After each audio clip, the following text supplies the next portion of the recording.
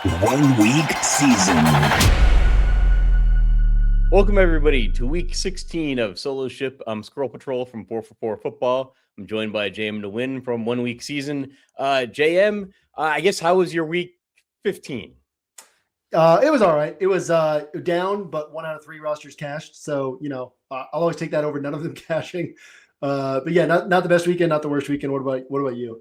Good. It was one of my better weeks, I think. I had a couple of my single entry rosters did very well, and I tend to enter those in like satellites and things like that on FanDuel. And so I like cleaned up on some like gunslinger tickets, which are like $1,600. Yeah, that's always nice. Yeah. So that contest will be actually played out this Sunday. And then I entered very few rosters into the fan championship. FanDuel always does their fan championship, which is like a $250 contest. I did like 30 rosters. I've entered up to 125 in previous seasons, and I landed in 7th place with one of those rosters. We had $15,000. So everything. It was actually one of my more profitable main slates so far this season. So good times. But on to week 16, and we have 11 games on this slate. And I'll say that it feels much more wide open than some of our previous slates. It actually feels like one of the more wide open slates we've had so far this year.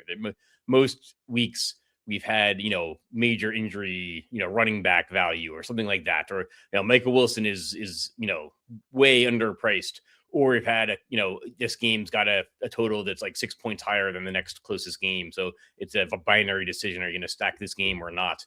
This week, we have one game with a total over 50 points, but it's kind of priced like it. And then a couple of other games above 48. But I guess any initial thoughts on the week?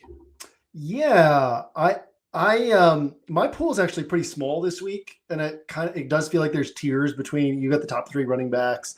We got news that Drake London's going to play. We're still waiting on Marvin Harrison Jr. news for Michael Wilson, but like, if you trust that Drake London will play all the snaps and mesh well with Kirk Cousins, which those are question marks, but if you trust that, he's wildly, dramatically underpriced, right? He averaged over 27 DraftKings points per game across his last 6. Michael Wilson's averaging 29 per game, over 29 per game with Brissett. So like if Harrison Jr. is out, he's still wildly underpriced. Trey McBride with Brissett in 9 games has averaged more points per game than CMC has averaged on the season. So he's still underpriced. You've got what's that? I hadn't heard that. That's incredible. And 9 games is a pretty big sample size, right? So it's not like there's not a ton of noise in that. And then you've got St. Brown, you've got JMO. If you add Drake London and Michael Wilson in there, you have a pretty clear top tier of wideouts. And then you still have Jahmyr Chase to think about, Cortland Sutton, some other guys who look really good that are kind of in a second tier, and then like a lot of question marks. So yeah, to me, and then you got Brissett, who's somehow his price dropped. I don't think I understand that. In a game that should be, go well over the total. So yeah, I think that there's some pretty clear stuff this week for me, and then not a lot of salary savers. So then the places where you have some opportunities for salary savings kind of stand out as well. But yeah, I'm curious to know, where's your mind going for like stacking? Where are you starting out this week? Because maybe we're in different points, you and I. It's interesting week because I write articles, right? It tends to be position by position, that kind of thing. And you even do like shows, it's position by position. I think the top quarterback play, I think, is Jacoby Brissett, and it almost makes me angry because they're just inexplicably stubborn about raising his price. That he's had at least 20 points in each of his starts, 20 DraftKings points in each of his 9 starts. That's not a small sample size. Like, why is he in the middle of the DraftKings like pricing list for quarterbacks? He's cheaper than Tyler Shuck. Like, why? that doesn't make sense. And so, like, I don't know that the Cardinals and Falcons is my favorite game environment this week, but like, if you're writing a position list, you have to say Jacoby Brissett is a top quarterback play because it is almost a mispricing.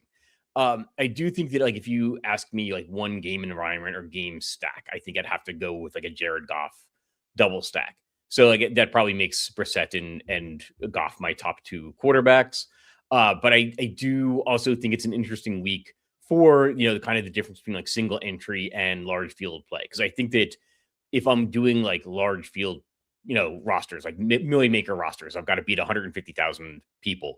That I do think I want to go to some of these like quarterbacks that are making their debut ish. I guess like Quinn Ewers is somebody that I want to really be over the field on at 4K. It was a Gardner Minshew as well, kind of fits into that category. I think Kirk Cousins at 4,800, JJ McCarthy, even like in Aaron Rodgers. Rodgers will see some ownership because he's in that game against Detroit. But I think it's an interesting week for the kind of thought process that you don't always see a lot of differentiation in quarterback scoring. So that I think Jared Goff is like one of the top quarterbacks. He's also the fourth most expensive. But like if you go down to like Quinn Ewers, you're getting like 2,400, and if he puts up 20 points and Goff puts up 25, like maybe you're actually doing something with the $2,400.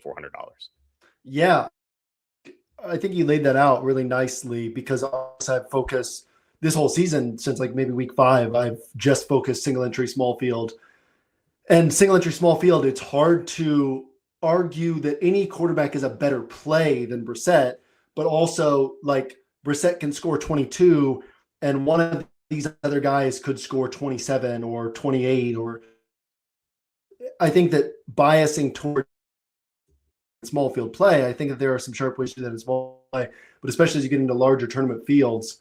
Did I lag there for a moment? Well, especially as you get into larger tournament fields, I think biasing toward ceiling.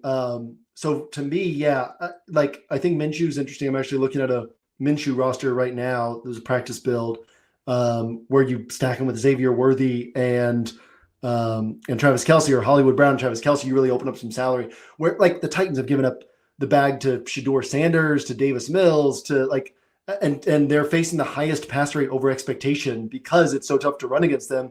And we know the Chiefs know they can't run. So even with Mahomes out, like I think that's a very interesting spot.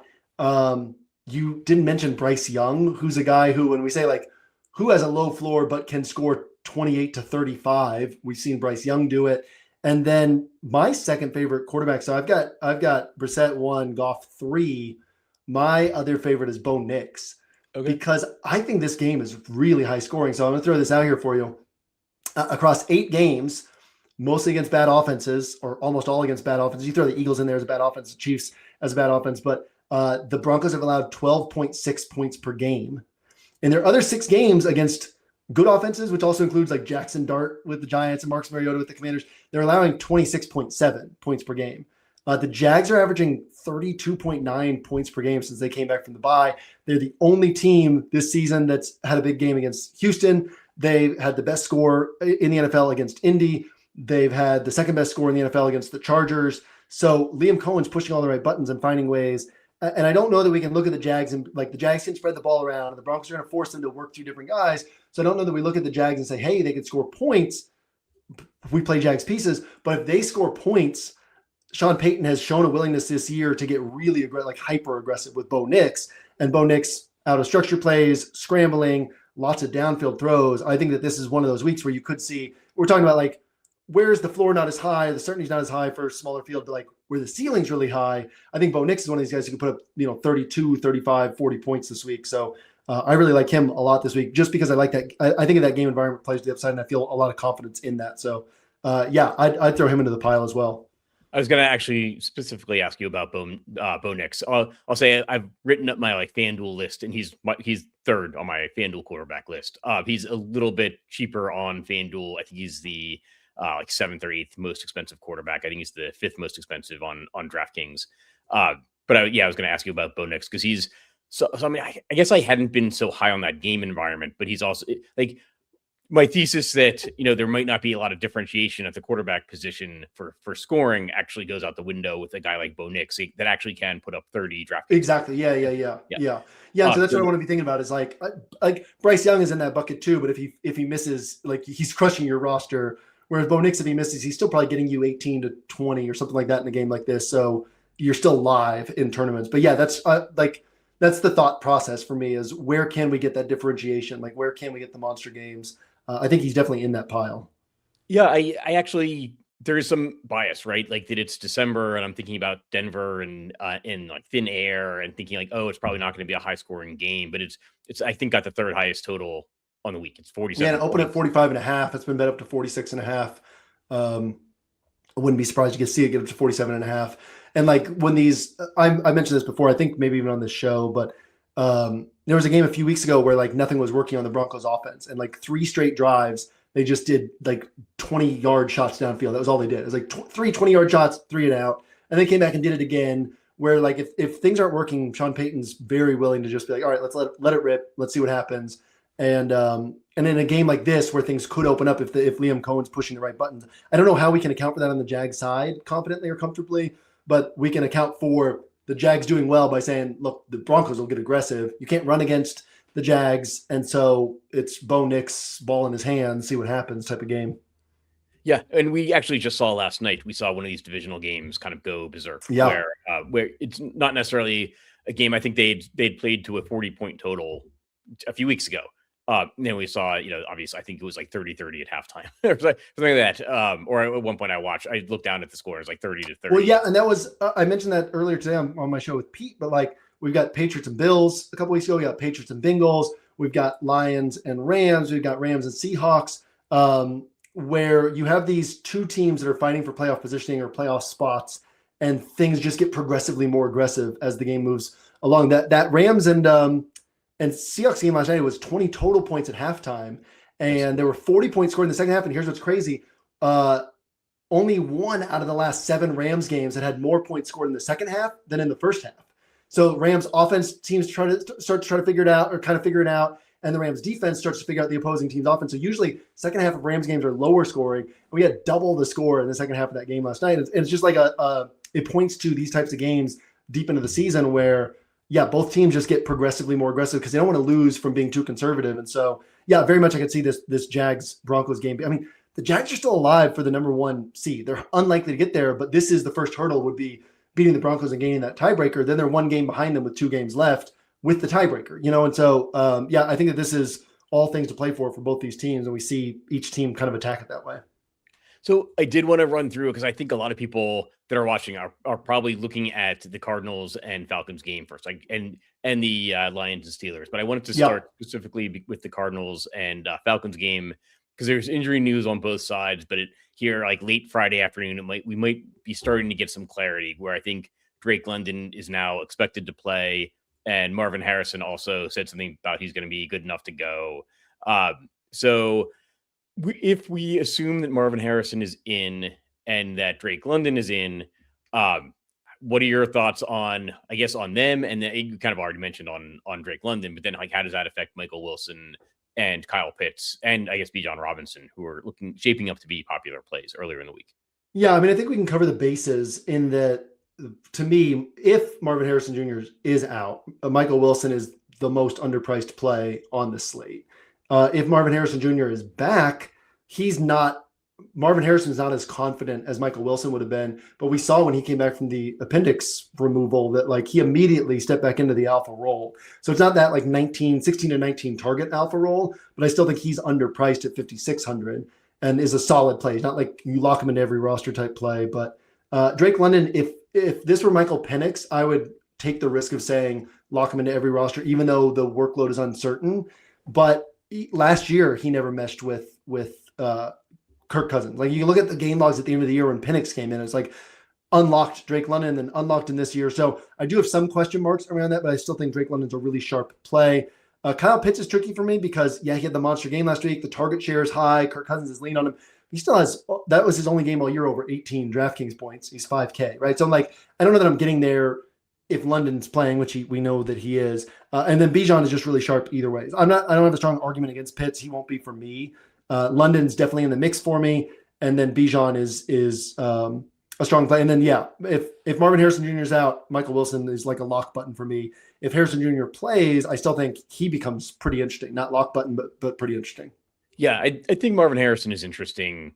He's cheap. He's like much cheaper than Michael Wilson, which is a little bit of a surprise. I agree. Like if Harrison is out, like then Michael Wilson goes along in the Jacoby Brissett line of like, why won't they raise his price? I said when I was looking for Marvin Harrison Jr.'s price this week, I saw Michael Wilson first, and then I started scrolling up to the more expensive wide receivers, assuming that like Marvin Harrison must be more expensive, but he's not. He's at 5,600. So that's significantly cheaper. I'll say I'm maybe a little bit less high on the Atlanta side. I definitely don't want to play Kyle Pitts if Drake London is playing. That I agree. Like Kyle Pitts has like bombed so many times in these spots that I'm not going to let one game change my mind. I guess that then leads to a kind of transition question of like Bijan Robinson versus Jahmyr Gibbs. Gibbs is the cheaper between the two. I probably have a strong preference for Gibbs. And some of that is like the Lions implied point total. But what are your thoughts on Bijan versus Gibbs? Or is it a week where we just really try to spend up for both? Well, spending up for both wouldn't be bad. I think the total is wrong on Arizona and Atlanta. I mean, just in terms of what these Atlanta games, so recent totals in Arizona games, like final points, 60, 62, 37, 51, 63, 66. So that's 60 plus in 4 out of 6, 51 plus in 5 out of 6. And then even Atlanta games, 57, 46, 51, 34, 57, 56. So the total is 47.5, but it should be higher, in my mind. And so I'm treating it as such. And so to me, Bijan's floor is higher than Gibbs because the Lions offense can fracture in different directions, right? So we played the slate 100 times. I think Bijan outscores Gibbs more times, but Bijan doesn't have a 50-pointer within his range, and I think Gibbs does, right? So it's kind of like Bijan probably 60% of the time ends up being the better play, but when Gibbs is the better play, it could be like way better, So I think it's just how you balance that.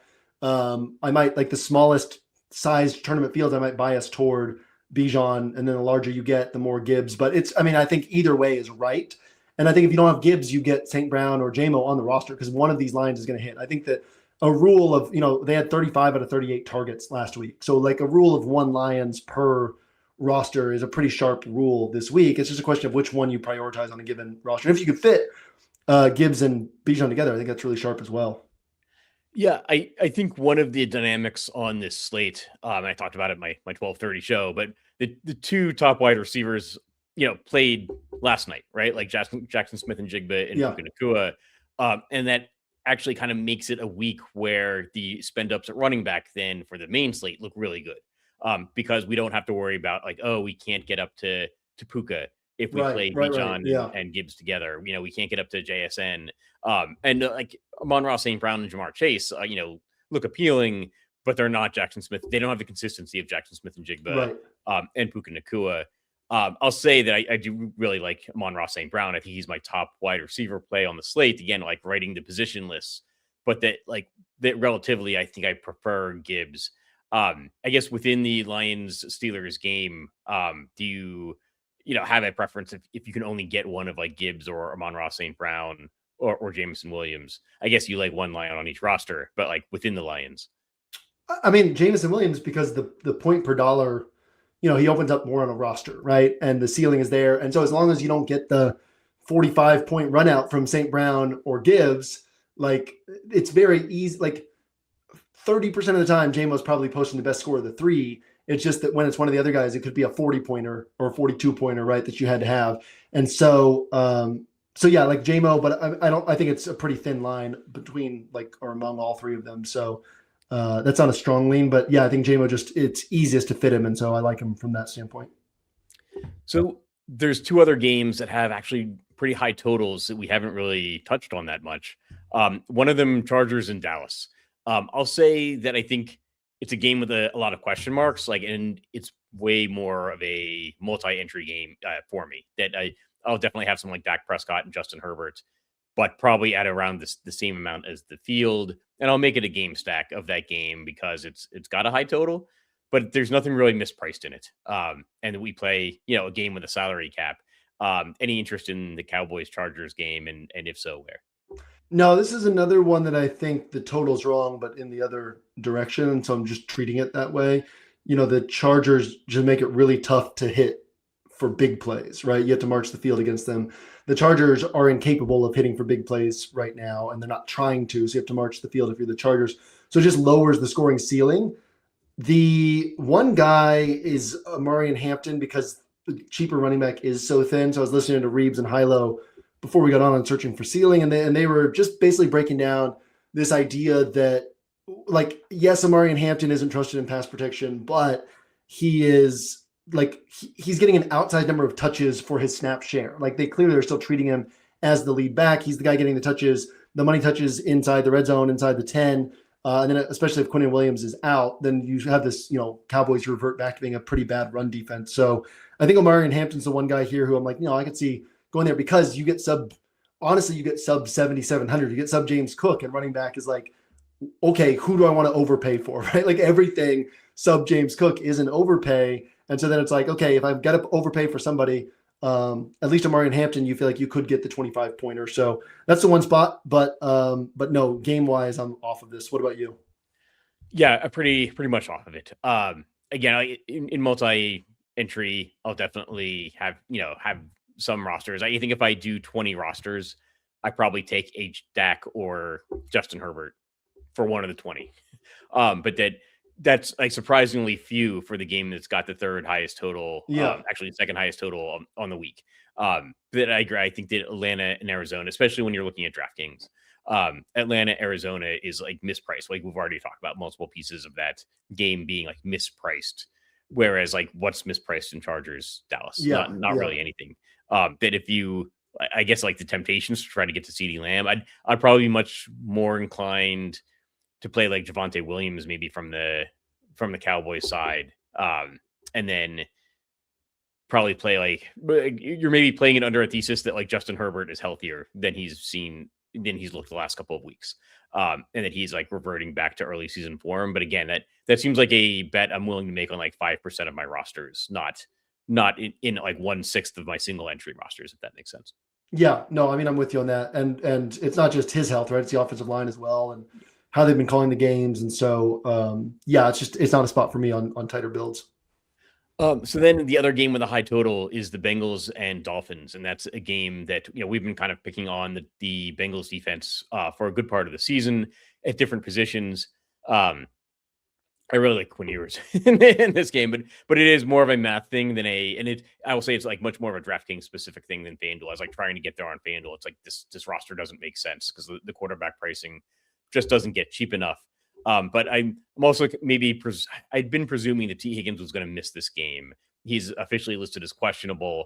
I think it's like poor judgment to have him play with two concussions within the same month. But it looks like he is legitimately questionable. I think if he misses the game, then that maybe opens some more things up. But I like Devin Achane could have is up there with Gibbs and Bijan Robinson, especially when you consider the ownership. It's some kind of like Ewers and Achane combination, like this player's price plus this player's price like goes 4x or 5x a certain number of times. Like that seems like a plausible bet for like Ewers and Achane. I guess your thoughts on the Bengals and Dolphins. Yeah. And I mean, honestly, we picked on the Bengals so much with tight ends. You throw Waller in there as well, and you've dramatically lowered your cost per position there. You're getting like just over 15K for 3 positions. So you're paying like 5K per player. You need about 60 points, and you had a pretty good pathway to getting there. I don't think that Ewers, we haven't seen him in the NFL, but I don't think that he lowers the expectations for this offense. Like Tua's been, I don't think that people maybe even fully realize how bad Tua's been. And so, I don't think anything really changes here. The total opened at 50.5, which I thought was really high. And I bet the under on that one. And then it dropped, and then we got the Ewers news and it dropped some more. But like Dolphins games, so recent Miami games, this is 8 games, okay? 43, 44, 38, 29, 43, 34, 44, 37. So the best game in there was 44 total points. They've been good on defense. They're bad on offense. They know they're bad on offense. They're biasing toward the run. I think that Achane has a higher floor than Gibbs. I think he's a safer bet than Gibbs. Obviously, Gibbs has a higher ceiling. But I think Achane's a really sharp play. I think the tight ends for the Dolphins are sharp plays. I guess I'm not as high on Ewers as you are because Brissett's 1,300 more, and I'm like, well, shoot, I can get up to Brissett, but, and I feel like I can find that 1,300 in salary, but I certainly see the math behind it. And then, yeah, I don't think that this game environment gets quite to where the total is implying, but like you still got Burrow and Chase on the other side, so I wouldn't totally bet against it. Yeah, I might just be getting bedazzled by the price on yours. And I do think that spending down a quarterback has paid off like more often than you would think. Like even going to like a Davis Mills, that was like one of my closest Millie maker rosters so far this season was going with like a Davis Mills roster where I was like looking back in my 150 set going, like, how did I get the Davis Mills in there? Right. But it's price that if you end up with a week where there's not a lot of differentiation at quarterback scoring, that like they sometime, and there's not a lot of value elsewhere, that spending down at quarterback can unlock a lot of things and give you like more unique roster constructions. I'll say then that there's one game that I'm interested in that's got a lower total that I'm interested in stacking. It's the Jets and Saints. That I think that with an indoor environment that there's probably a lot of a wide range of outcomes, right, for that game.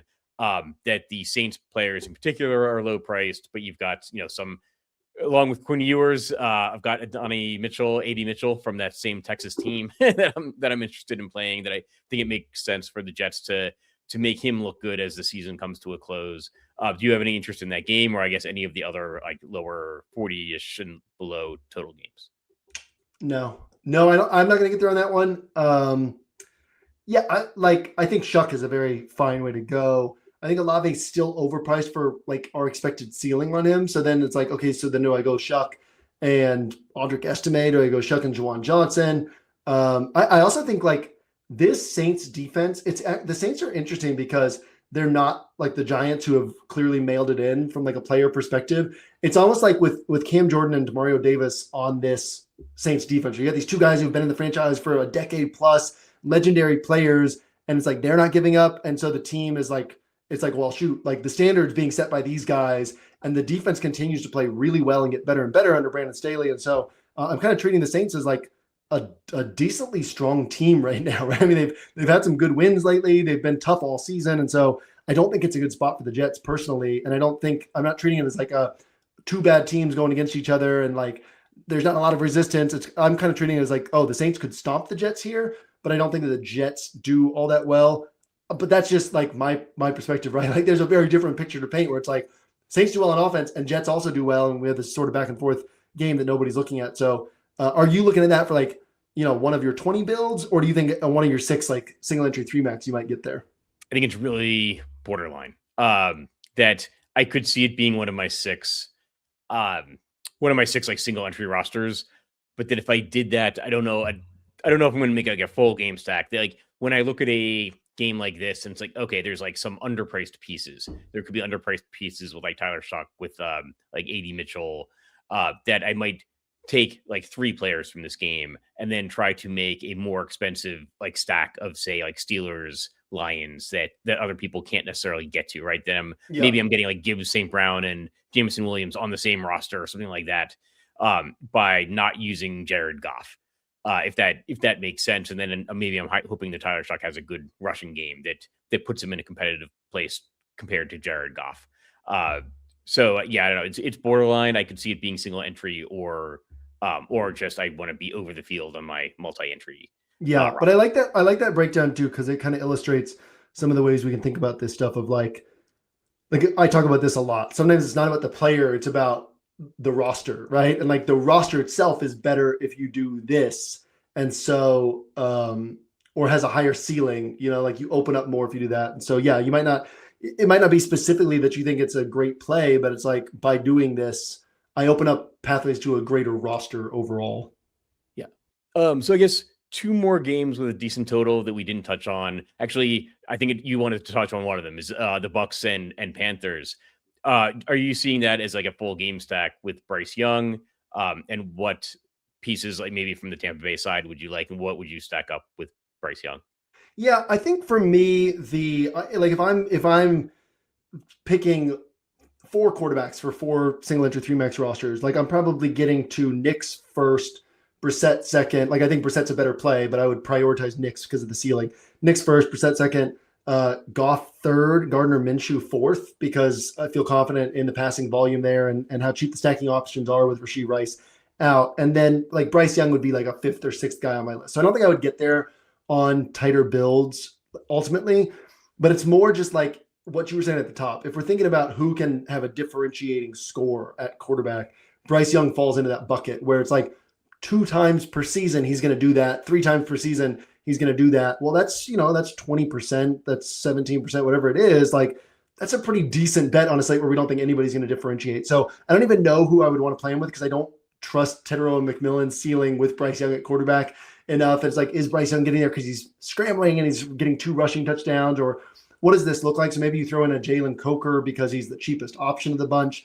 But yeah, I do like Mike Evans as like an individual one-off.